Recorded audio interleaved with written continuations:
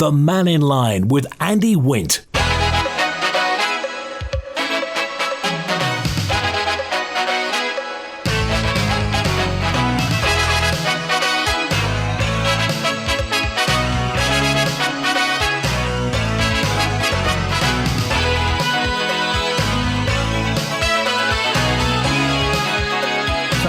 Good afternoon. Mannin Line's on now. We're open line till 1 o'clock today. So what's on your mind? What are you thinking about? It's getting under your skin, into your brain and out of your mouth. That'd be great by calling 66 13 68. Text 166 177. WhatsApp, same number. Or call or email studio@manxradio.com.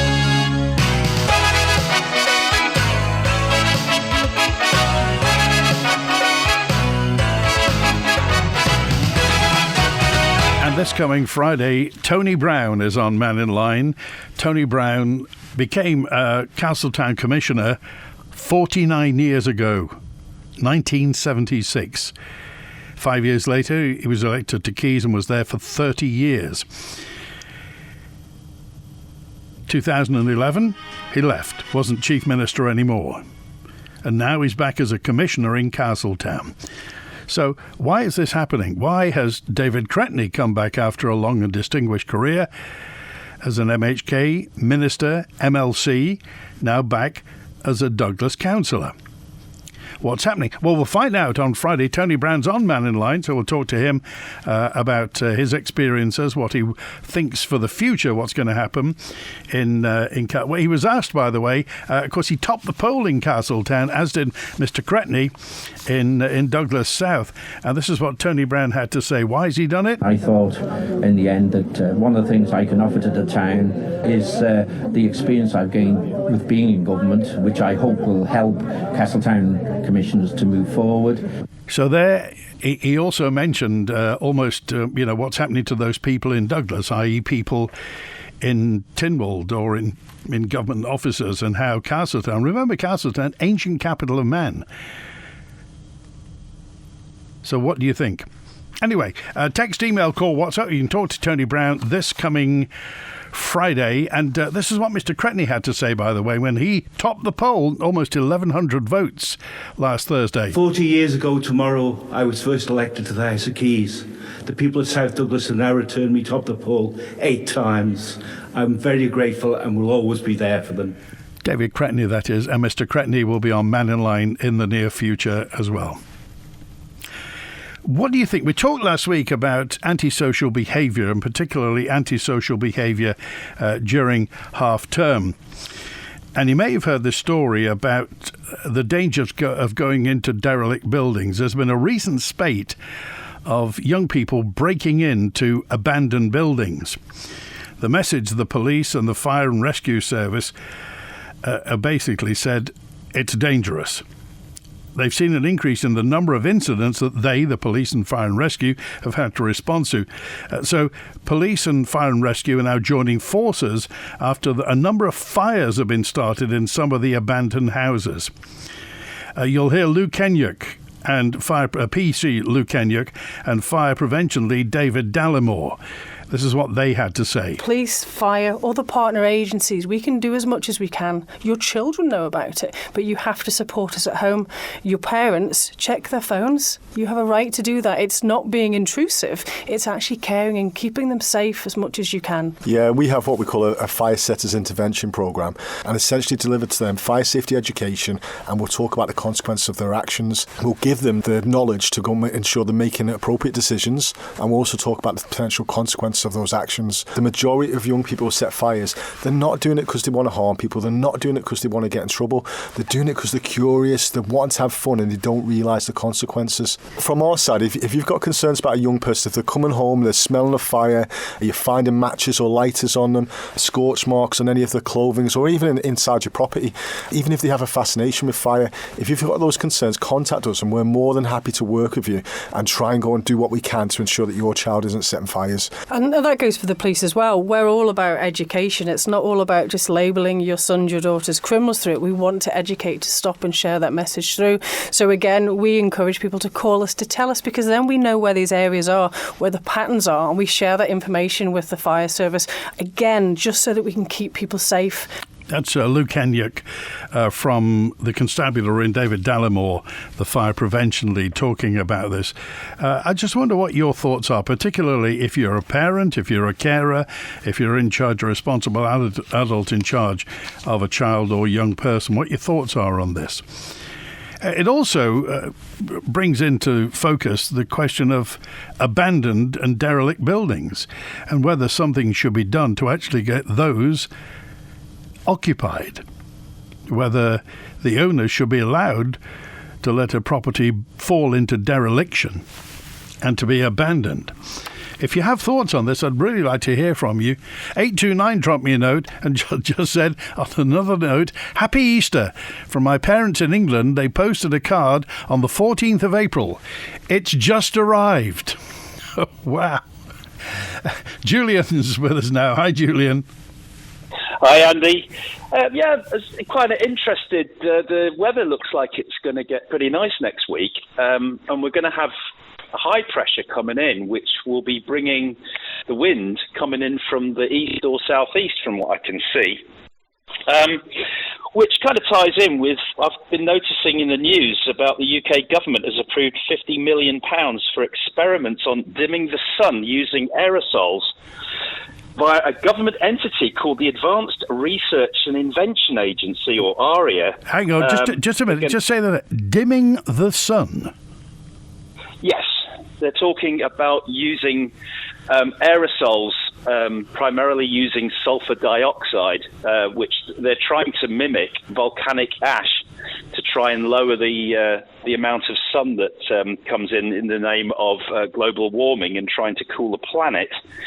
The initial experiments are going to be sprayed from a balloon system called stratospheric aerosol transport and nucleation, which has an interesting acronym of SATAN, which I find interesting. Julian, you're not making this up, are you? No, it's easy to see. Just look up sun dimming. You've got ARIA, which is their Advanced Research and Invention Agency, which apparently has links with the American DARPA Department of Defense research areas. And they're trying to dim the sun. Yeah, which is kind of interesting when we're all told that we're going to be going to solar panels and stuff. And I'm not quite sure how this is going to work with plants, because obviously they need this the sun for photosynthesis. There is talk about them scaling it up if it's successful, which in theory would result in over 6,000 jets just over the UK spraying 50 tons of stuff around, using massive amounts of jet fuel, which is kind of counterintuitive when you think about how. Yeah, and this is what they spend their time doing in England, is it? Well, yeah, and of course, people have been talking about this with chemtrails and things for a while. Now, of course, a lot of people have said, these are conspiracy theories and they're nutters. It's kind of interesting looking at who's been giving testimony. For example, you've got Richard Rolig, who is a US Air Force Major General. You've got Paul Hellyer, former Canadian Minister of Defence. You've got Dietrich Klighart, who's a PhD at Sofia Health Institute in Bulgaria. You've got Alan Buckman, US Air Force Weather Observer. I've got a list of 40, 50 people here, and they're all highly qualified PhD people saying this is a really, really bad idea. But from the point of view of trespass, if we're going to have an easterly to southeasterly, and these particles will come down because you've got something called gravity, are we going to have sulfur dioxide, potentially aluminium salts, aluminium oxides, barium oxides, because there's all kinds of chemicals that have been measured in the upper atmosphere when you see all these things going on. Are we going to have unusual amounts of stuff getting brought in? I mean, there's been reports looking at groundwater, in puddles and things over these when in the recent past. They're talking about 3,000 times the amount of aluminium. And aluminium doesn't occur in its pure form. Normally, it has to be, extracted from bauxite.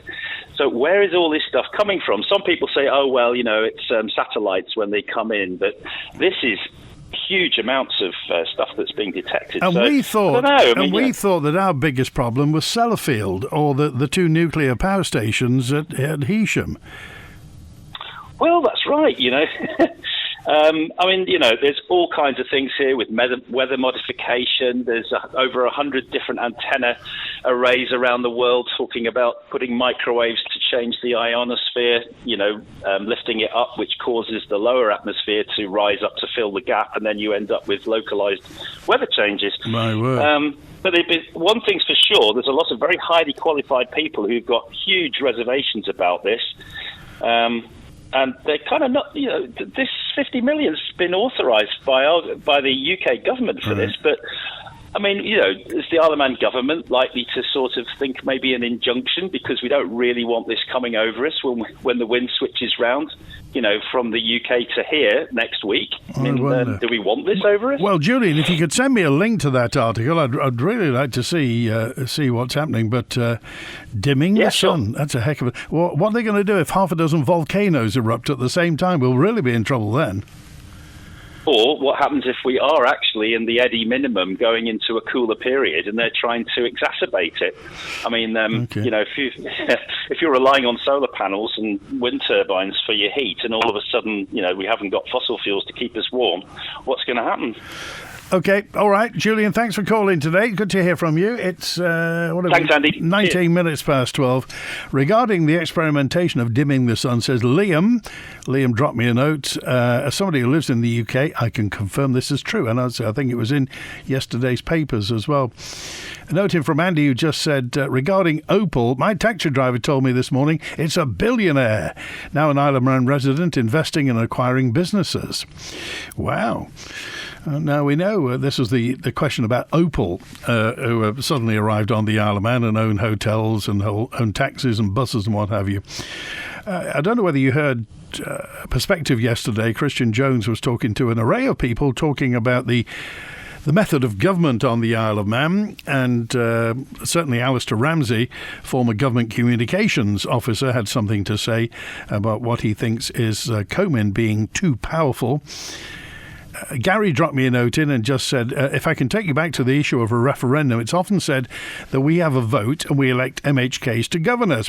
But it should be noted that Mrs. Kane, who signed us up to the COP26 agreements, got 25% of the vote in Garth. Dr. Allinson, promoting the health levy, came second in Ramsey with 20% of the Ramsey votes.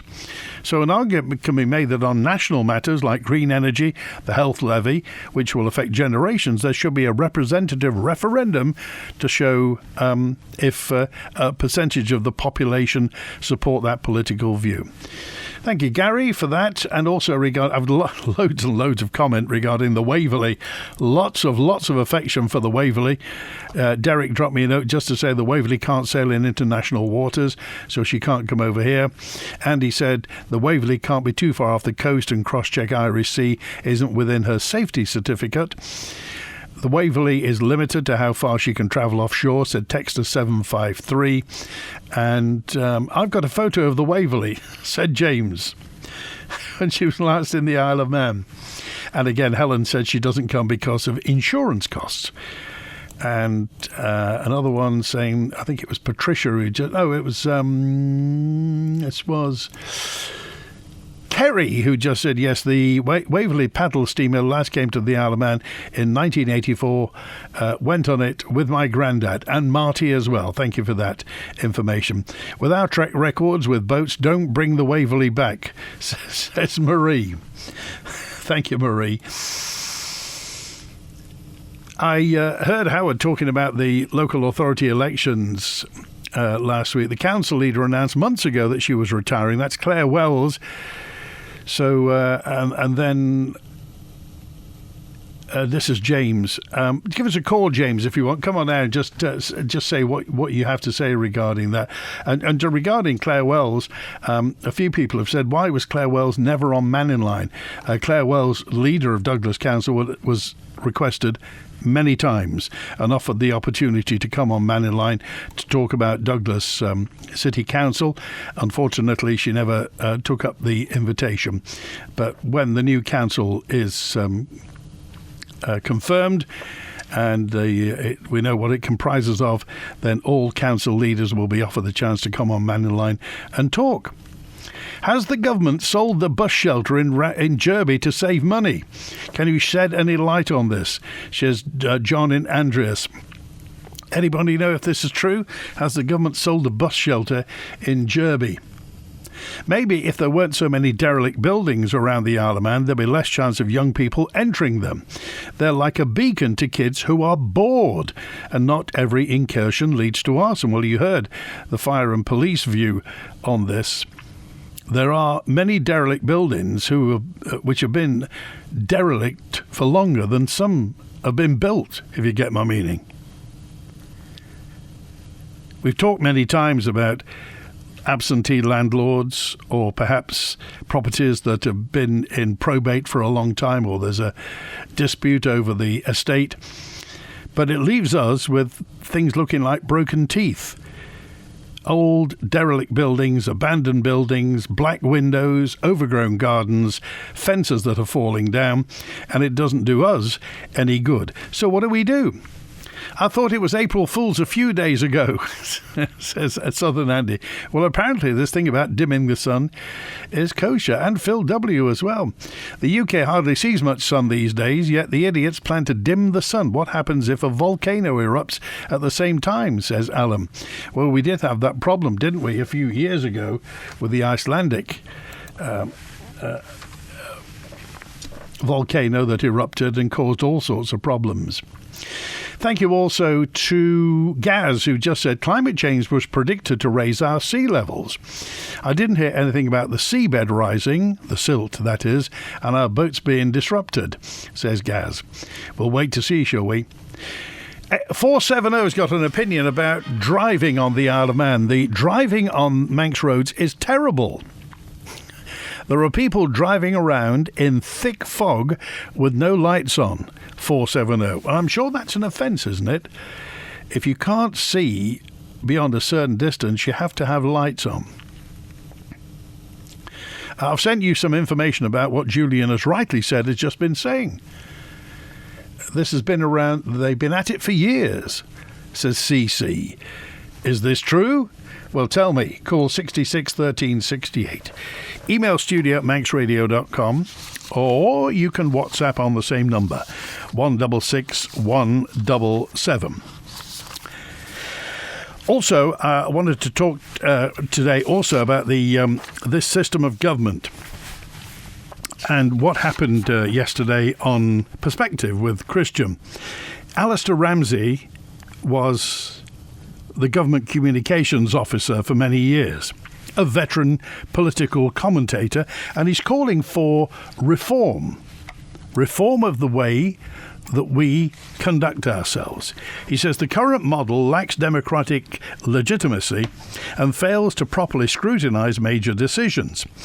Alistair Ramsey says ministers act nationally without a public mandate and warns of growing executive dominance within Tynwald. You could say, 'twas ever thus. It's always been that way.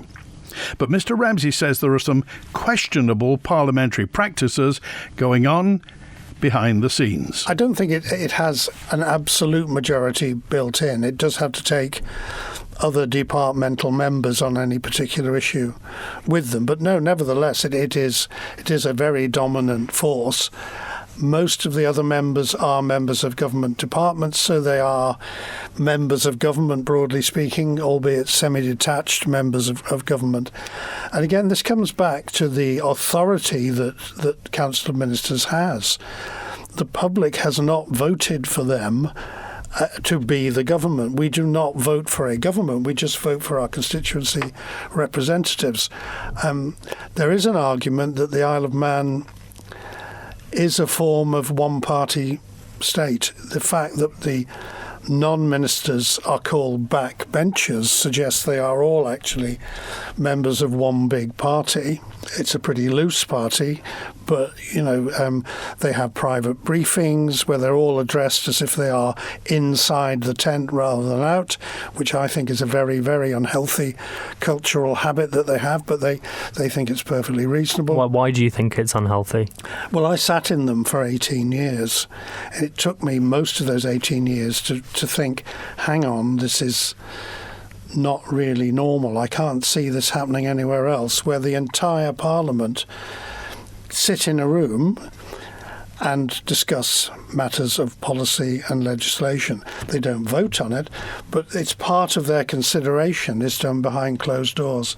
It adds to that kind of one-party feel to the thing, and it can be abused. I mean, there was an occasion in the past over the nationalisation of the steam packet where a sitting of Tynwald was basically stitched up by agreement at a previous private briefing. That was an abuse of parliamentary protocol, and I think it really, at that point, left the Tynwald without much integrity. Alistair Ramsey. And I just wonder what your thoughts are. Laurie Hooper was on that programme as well and alluded to the fact that his motion on Manx Care's mandate would lose in his opening remarks as government had an automatic majority, as the Keys were down 2 members who were granted leave for the sitting. So there are 10 ministers and 3 departmental members, meaning before anything has been said, the government could achieve 13 votes by default. And of course, there are only 24 members in Keys. As I mentioned, 'twas ever thus. This has always happened. But of course, at the backdrop of all this is that times are tough. And when the financial tide goes out, people notice things a lot more. When times were terrific, you couldn't move for money, and all the infrastructure was being built, and we were spending money like water, nobody bothered about it. Now, because times are tough, people do concentrate on it. A notice from... this is, let me see his name. Oh, Frank. Thank you, Frank, who just said, surely I heard the programme yesterday. Laurie Hooper never moaned about this much when he was a minister, so is this just sour grapes? And 614 tells me we've just driven from Port Erin to Douglas, and I'd say more than half of the cars on the roads that I saw had no lights on in the fog. Why don't the police do something? Surely it's an offence. You mentioned last week, says Mrs. T in Onken, we were talking about petrol stations that are looking a little unkempt. My vote for the poorest state petrol station on the Isle of Man is the Brown Bobby. The overhead cover looks to me downright dangerous. Well, I'm sure it isn't dangerous, Mrs. T, because otherwise they wouldn't be allowed to open with petrol being around and everything. It may be a little, dingy, but anyway, so anywhere worse than the Brown Bobby, and I'm sure if anybody's on from the Brown Bobby, you can call and tell us that what the state is, but the appearance is apparently it doesn't look very nice. And thank you for everybody sending me all the links to the sun-dimming experiments that are happening. I shall read with interest. Make Athol Airport Parking your wash-and-go partner when parking at the airport. With no advance booking required, simply park your car in the designated Athol rental return spaces right next to the terminal. Hand your key to our valet desk, and while you're away, we'll wash your vehicle and return your car to the terminal for when you get back. For prices and our full range of services, including comprehensive valeting menu, just search Athol Airport Parking online. Athol Airport Parking, part of the trusted Athol Garage Group. Oh, blowing a hoolie out there. Come in for a bravig by the fire. Just stocked up at Hearth. Never been so warm. Who's that? Hearth? Aye, they've got kiln-dried hardwood for me log burner, Colombian coal and smokeless ovals for the open fire, kindling and firelighters, all delivered. Great value too. All goes up the chimney anyway, so I pay more. I'll be giving Hearth a call. Check their website as well. Just order and they deliver. For all your fire fuel needs, call Hearth on 560 577 or visit hearth.co.com. It's your last chance to sign up for this year's Manx Telecom Parish Walk, as entries close this Sunday, 4th May at midnight. Sign up at parishwalk.com and we'll see you at the start line. You're never fully dressed without a smile. Yes, this is the week to put on your very best smile. Smash that song, perfect that poem, and come to the Villa Marina, the home of the Manx Music, Speech and Dance Festival. There from now until Saturday, May the 3rd. Can't get to the Villa? We've got you covered. Follow the Guild right here on Manx Radio with daily breakfast reports, a highlights programme every evening at 9, plus videos and podcasts at manxradio.com. Your complete Manx Music Festival station. Smile, darn you, smile! Manx Radio's coverage of the Manx Music Festival is brought to you with Spectrum Windows. The Mannin Line with Andy Wint. 28 minutes before 1. And let me see, a note in from 501 tells me the butt shelter has been sold off to the owner of number 1, The Threshold. Is that right? The very shelter that was built and presented to the people of The Threshold by the firm who built the new build houses. There's a plaque stating that fact on the shelter. Never the government's to sell in the first place. That's 501. Well said, Alistair Ramsey, says Jewan. That man knows what he's talking about. Mr. Hooper also spoke well and honestly about the government's behaviour. You want to see the petrol station at Higher Foxdale. The canopy has been like that for years. Thank you very much. And a few people who have sent even more forthright comments in. The petrol station at Ramsey is unkempt inside and out. There's litter outside, there's a leaking canopy, shelves behind the counter in the shop are thick with dust, and the floor is unclean, says Francini. Thank you, Franco. If the Alaman government wants a consultant on sun dimming, I am available. I can supply sunglasses for daytime use and guarantee it will go darker at night. It's true, apparently, yes, a sun dimming campaign for this. Well. You live and learn, don't you? The situation regarding the local elections last Thursday, as I mentioned, we now have, as a commissioner, we had one former minister who was a commissioner, that was Ray Harmer in Peel. We now have 3, including a former chief minister. The former chief minister, Tony Brown, is now a commissioner in Castletown. David Cretney, former Minister of Fun, famously the Minister of Fun and member of the Legislative Council, as well as a long-time MHK for Douglas South, is now in Douglas City Council. And you have to ask yourself, is there something going on here? Why are these veteran politicians choosing to become commissioners again, obviously? Well, we'll find out on Friday when Tony Brown is on Mannin Line, and you can chat to him, you can ask him his opinion.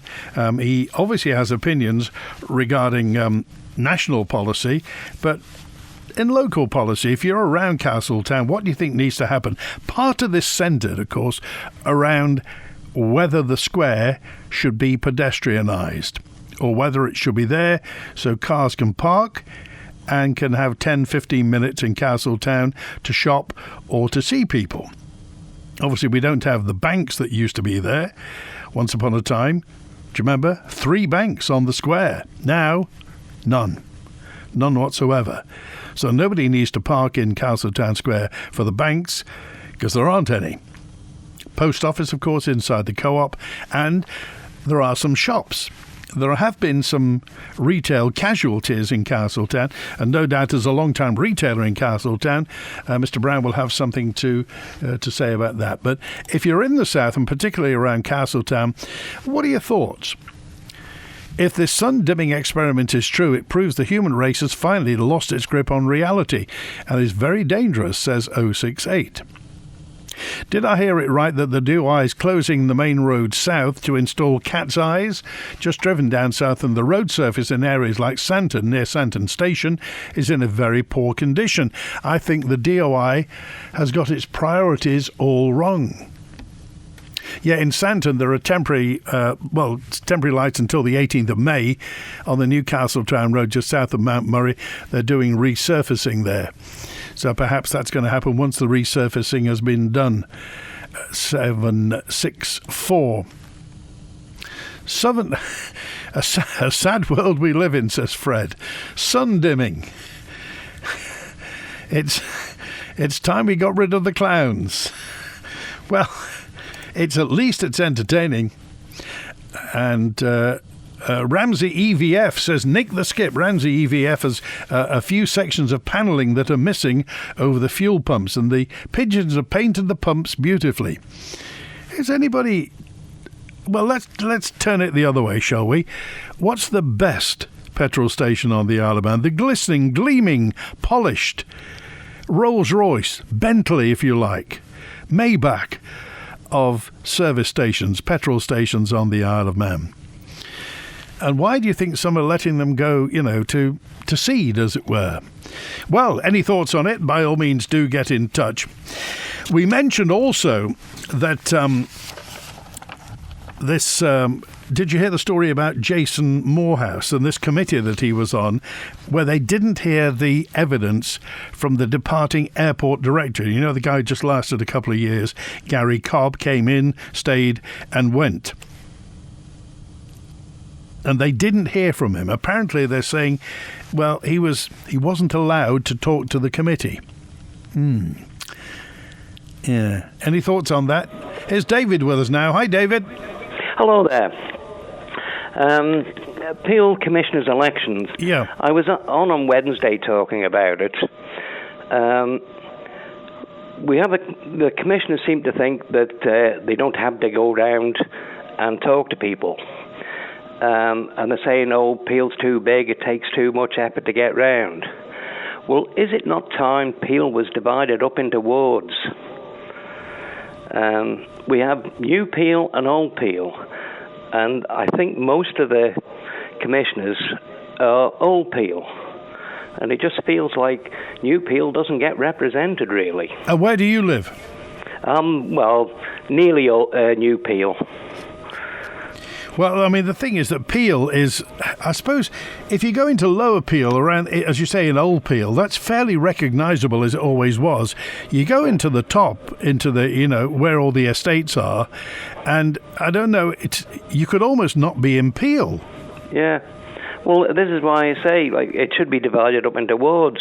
If they can't get round it all, if we had it divided into wards, well, at least we might feel like we were getting some representation. So I mentioned this last week. So what does Peel need? Is it? Well, it needs to communicate to the people to start with. I also queried when I was on whether it was a legal election, but it not being published in the papers. Yeah. Well, apparently they don't have to put it in the papers now. It was changed when they altered not having to put planning notices in the paper. Right. And we don't get road closure orders in the paper now. Apparently it's to save money. Well, this doesn't seem like an inclusive society to me. The government asks the civil service to save money, and it's always services that get cut rather than the bloated bureaucracy. So everything, I think what they say now is everything has to go online, don't they? Yeah, but there's an awful lot of people that aren't online, and there's a lot of people that don't spend their life trawling through government websites. And, they have their own lives, and you need to put the information in front of people easily to get it. You shouldn't have to go looking for things. It's like things that consultations and stuff. They're all online. But if you don't know there's a consultation going on, how do you know to go and look for it? Well, it's a generational thing, obviously, David, isn't it? Because anybody, we've talked about this many times, when we take Mannin Line out to the schools, I don't think there's been, it's a tiny, tiny minority of 16 and 17-year-olds who ever read a newspaper, let alone buy one. So, but the same ones don't look on the internet for government notices and stuff like that. Yeah. They're playing games and talking nonsense on Facebook and collecting friends or whatever. So you reckon the government should make more effort in where this is concerned? Yes, yeah. Well, Peel, what was it? 29% turnout. Yeah. That's less than a third of the electorate in Peel had a say in it. Well, and here's... you've got to engage with the people to get them to come out. That's it. Here's the point. So... Is that the politicians' fault, or is it the people's fault, or is it a bit of both? Because somebody mentioned last week that politics is a machine and democracy is a machine, and you've got to keep using the machine, you've got to keep lubricating it, you've got to keep using it. And if people zone out and people don't think much of politicians and politics and don't engage, then is that their fault, or is it the politicians' fault? Well, it's the politician's job to engage with the public. Like for an election, it's the candidate's job to canvass the electorate for their views and, for their support. And if they don't do that, how can you go out and vote for anybody? Okay, all right. I went down to the polling station with the intention of spoiling me ballot paper and putting none of the above on, because I didn't know any of them. I ended up talking to one lady who was standing, and we had a good conversation, so I decided just to vote for her. That was the only one of them I knew, I had any contact with. And if they'd have made the effort to make contact, I might have voted for some more of them. Right, interesting point. Okay, David, we appreciate it. Thanks for calling today. Yeah, right, thank you. Good to hear from you. 17 minutes to 1. Do you think this, David mentioned the point of splitting Peel up then into wards, as it is growing really out of any proportion of what it used to be. Peel is, and of course continues to get bigger and bigger and bigger. It's an important point because, and let's tie all these things together. Alistair Ramsey was talking about our government not working as he thinks it should do, and the fact there's a lack of an effective opposition, in his opinion, and the fact that politicians, as David said, sometimes are remote from the public. Well, some politicians are remote from the public. Other politicians you simply can't get away from. So are they doing the right thing, or are the other politicians doing the right thing? Is it the voters' job to acquaint themselves with the candidates and the policies and the politics of it all, or is it the politicians' job to do that? Well, it's 6 of one and half a dozen of the other, because some people say they're sick and tired of some politicians. And then some others say you never hear about other politicians. So you can't have your cake and eat it. I'm just wondering where you stand. Enjoy a stress-free, collaborative and successful building project with construction experts Matthew James Limited. First, we take the time to discuss your requirements and assess your site. Then, we'll design and produce plans to bring your vision to life. We'll oversee planning, and when ready, our team will construct to the highest standards. In short, Matthew James are there for you every step of the way, until completion and even beyond.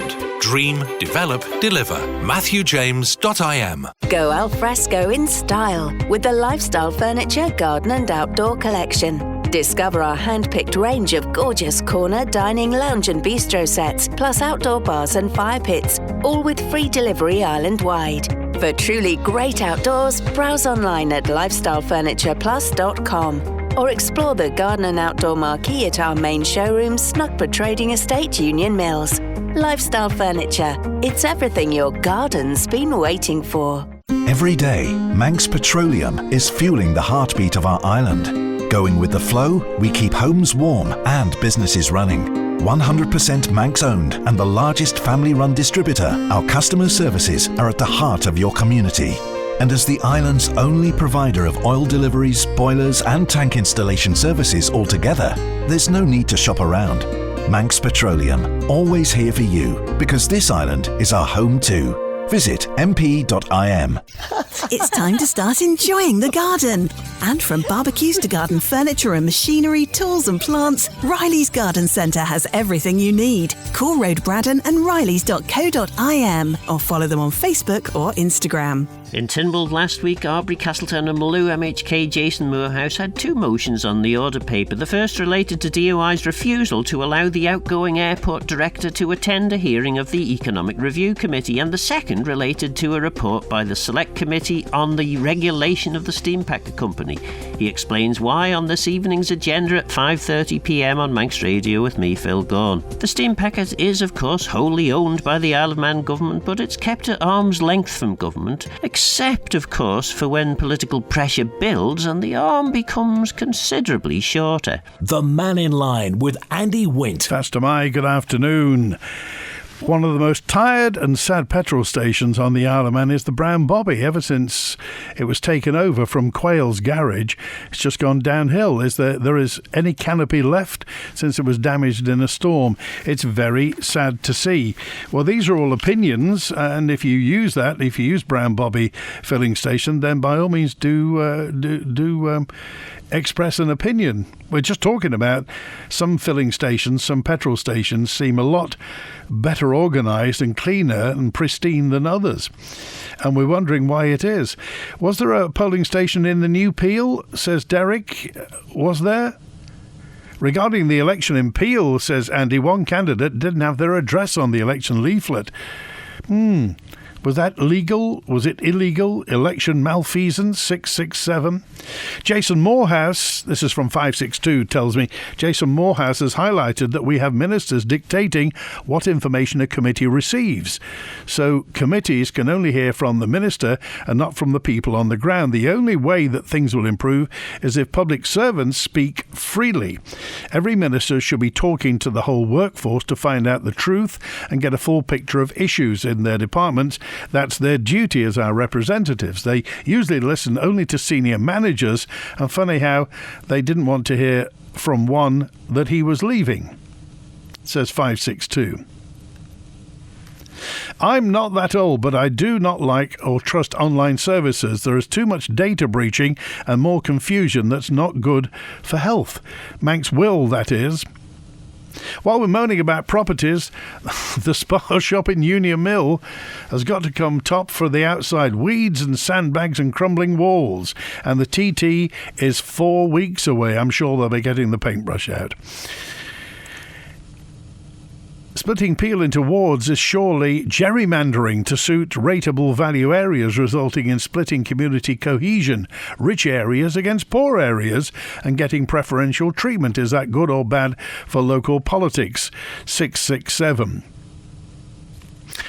Why would you split Peel into wards when Ramsey's abolishing its own, says Jim. Stuart tells me, I delivered to an EVF station this morning and there was a doggy poo bag on the forecourt. I do hope it was empty. The DOI, I've contacted them many times regarding the white lines on the roads around Onken and around the Manx Arms. Still no paint put down. I've raised this with Mr. Callister as well, says Dodsey. And also, Dodsey is a professional driver, says people are reliant on automated lights in their cars. That's why there are no lights on in the fog. Is that the reason? Dilapidated houses. And a note in from 134 tells me, dilapidated houses which are stuck in probate have always been a problem. They normally attract break-in vandalism unless, with the goodwill of neighbours and obvious permission from the executors, the grass is cut and the garden kept clear of rubbish, which helps them look like somebody's actually living there, which will deter vandals. But what infuriates me is the dilapidated houses which are occupied by the owner in particular, with rotten windows, dangerous roofs and loose tiles going flying off when the wind blows, abandoned cars and tons of rubbish in front gardens. But the authorities won't even send a letter to the people living there, even when the owner there won't do anything. If they were sick or had no money, government and neighbours would help, but too many houses have lazy people in them who can afford to fix their houses for the good of everyone, but like near to my daughter in Mackhold, the commissioners won't even knock on the door, or worse still, a year ago Garth voted not to do anything until they see what Ramsey and Douglas do, which is at least something, not like near her. So we're waiting in particular for Lonnan and Laxey and Mackhold, says Derek. It's a disgrace. Dilapidated properties are not exactly top of the pops when it comes to political issues, but if it's near you, it is absolutely a thorn in your side. We can see that. Thank you to that correspondent. The bag was full. I didn't really want to hear that, but I'm happy you did say something. Claudia dropped me a note and just said you were talking about the Manx Development Corporation the other day and what they're doing with the nurses' home. Do we have a plan for when they're going to do the Domain Road Village? You know, this 20-minute village or 5-minute village, whatever it is. Do we know what exactly is going to happen with that? Well, and again, I've invited Mr. Harrop. Mr. Harrop is the managing director of Manx Development Corporation. And sadly, again, he hasn't seen fit to take up the invitation, but it's more than welcome to come on Mannin Line to talk about Manx Development Corporation, just to see where it's going. As it is an arm's length government organisation. The Manx Development Corporation's managing director is Dane Harrop, who was talking, and I'll just play you some of this. He's not ever come on Mannin Line, but he did speak to Phil Gaughan fairly recently. It's great to have something there as a shop window for ourselves. Obviously, it's been a shop window covered in scaffold for the last couple of years, but development does take time. So talked really about the update on that project. And of course, this is crucial for the whole believability of what you're about. Is to actually deliver something. It's all well and good having worthy and warm ambition and objectives, but actually delivering something is that's the seeing is believing thing, isn't it? Completely. We've had some really good images of that project that we've that was up at the first government conference. I think it seemed to be on every presentation that was going, and actually to see it complete in the next 6 to 8 months will be great for us. Because as you say, there's been a lot of press around what we're looking to do, and there's been a lot of projects over the years that have had nice images, but we've never actually seen them come to fruition. So for us, when we see that project complete in the first quarter of next year, there'll be no prouder person than myself sat here. That's Dane Harrop, the managing director of the Manx Development Corporation. The next big project, I think, is the Parade Street site adjacent to the Millennium Bridge, next to the Steam Packet Company offices, managed by the DOI, and was used in recent years as a border control point during the COVID pandemic. The proposal to redevelop the site falls under the wider regeneration plans for Lower Douglas and follows the 2014 Tynwald approved master plan for the area. That also includes North and South Quay, as well as Middlemarch, Lord Street and Parade Street. So we wait and we watch and we'll see. You should see the state of the old schoolhouse and old rectory in Andres, says 762. Has the government got designs on giving Craignish an access to the Calf of Man over to a company to create a luxury holiday experience? You do wonder, says Victoria. I'm sure the 28 bus will be back. Michelle Haywood sounded fairly confident about that. Portugal have been hit by widespread power outages. Airports and traffic disrupted. Wind turbines and panels don't seem to have helped, says. Have you noticed now? You never have. We used to have power cuts. Now we have power outages. Is that any different? There's a house at the Point in Port St Mary that's so bad you can hardly see it for the briars. It's a heck of a state, says Mary in Colby. If you got be in your bonnet about a dilapidated or abandoned house or property, then please, if you could take a photo of it from a public road, because then it's legal, don't go on anybody's land, but send a photo to me. If you want to WhatsApp it on 166 177 or email to studio@manxradio.com, or out of hours, email manninline@manxradio.com. I use S&S Motors in Castletown, one of the best I've seen for some times. At last, some praise for a filling station. And I appreciate it. Thank you for that. So we'll wait and watch. I want to note in from Terry, who just said, North and South Quay being redeveloped. Is somebody joking here? Is it April the 1st? No, it's not April the 1st. That is the plan for North and South Quay to be developed. Well, the nearest thing they've got is the Lake Road Flats. by Tesco, the new Dandara flat.